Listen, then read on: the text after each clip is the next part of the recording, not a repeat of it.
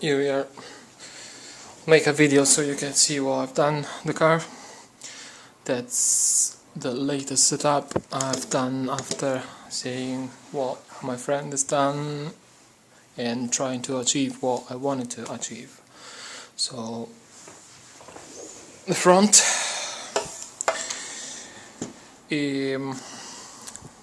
let's say that in the overall what I think it's important for our chassis, which are rear-wheel drive, is that the front doesn't have the transmission anymore. So you just have to make sure that the car is moving, so it will push from the back because of the transmission is at the back, but the front has to be responsive, so has to move as soon as any pushing is coming from the back. So what you have to make sure is that the front is free to go as soon as you pull the trigger. So what I try to make sure is that my wheels are spinning correctly, so I try to lubricate them as much as possible. I still need to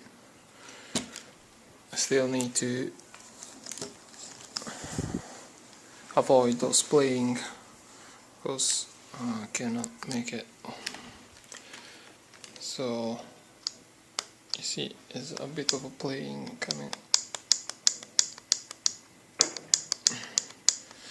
because I need to put some shims or some spacer within probably the brake caliper and buckle.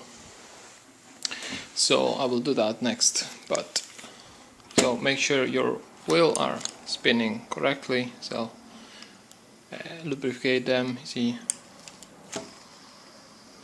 my wheels are pretty free to go. Another thing I think it's important is make sure that the car doesn't have a lot of toe out on neutral, so when it's starting, the position of the tire doesn't make the car stuck, you know. So if you got toe out, your car has the tires like that, when it's pushing up, this is not really in the correct direction to move forward. Okay, so in order to do that, I used that hole. So it's the second of the inside column from the back, and on the buckle, that's there you go, that's the one at the corner. The result is a toe steering like that, which is not the best steering. Maybe we can work on that a little bit more, but I think it's enough at the moment. Another thing I've done is the front free and really smooth, so I've changed it again, the springs, moved the rear one to the front, and I added the small one of the progressive. I'm pretty sure that's an arrangement that I've done just to make sure that the spring is working up to the in full extension and still working, as you can see. But I'm pretty sure you can do the same thing by preloading more and not doing that, because this spring here is actually just making sure you got full extension of the spring on top. I mean, it's really soft, both are really soft, but it's a spring that altogether is almost 4 centimeters in full extension, so you got the whole thing working pretty good, I think.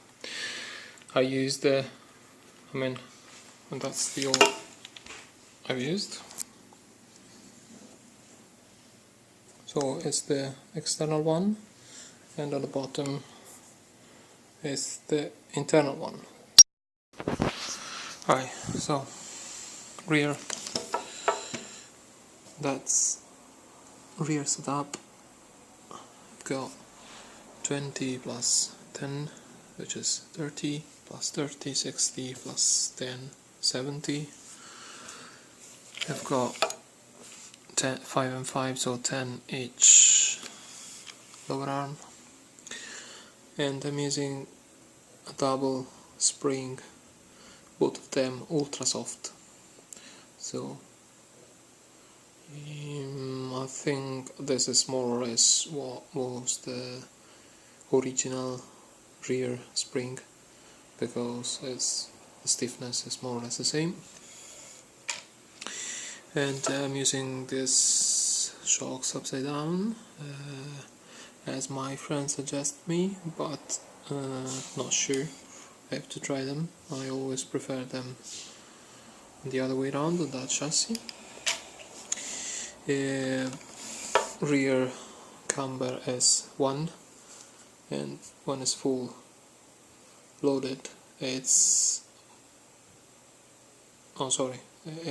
was 2.5, when it's full loaded is 3.5. I've also adjusted that back link, so I'm using this one, which is the shorter, which is the closer, it's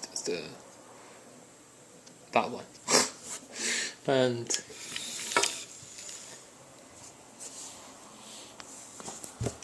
that one here.